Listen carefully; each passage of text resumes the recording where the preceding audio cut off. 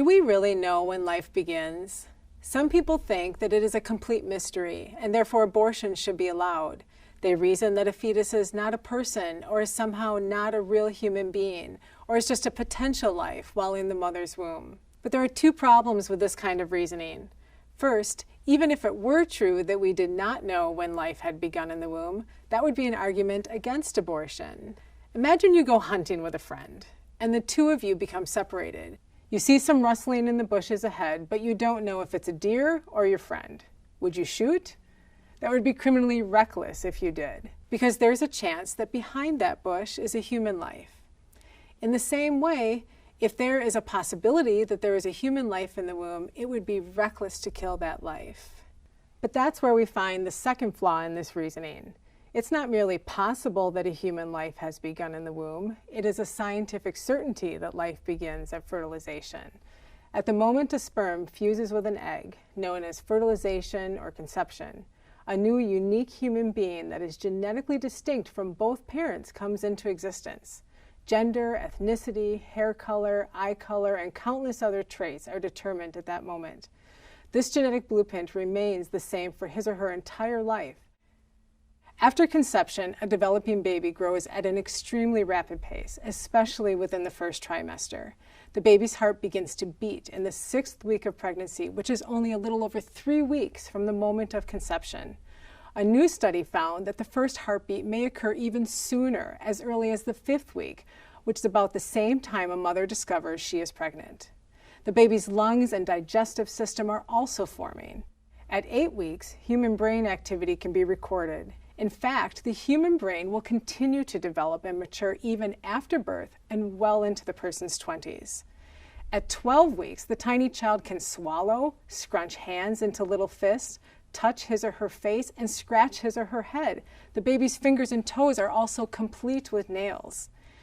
Fingerprints are developing by 14 weeks. At 18 weeks, the baby's ears can even hear music and recognize their mother's voice. Between 18 and 30 weeks, doctors can treat preborn babies while still inside the womb with life-saving therapies and repair significant defects for certain diseases. And at 22 weeks, or even sooner, it is possible for babies to be born and survive outside the womb. It is also a fact that preborn children exhibit behaviors that we do on a daily basis. They smile, feel pain, cough, yawn, hiccup, respond to sound and light, sleep, and possibly even dream. Some researchers have even shown that babies may cry while in the womb. So referring to the preborn child as a zygote, blastocyst, embryo, or fetus at different stages of development does nothing to lessen his or her humanity.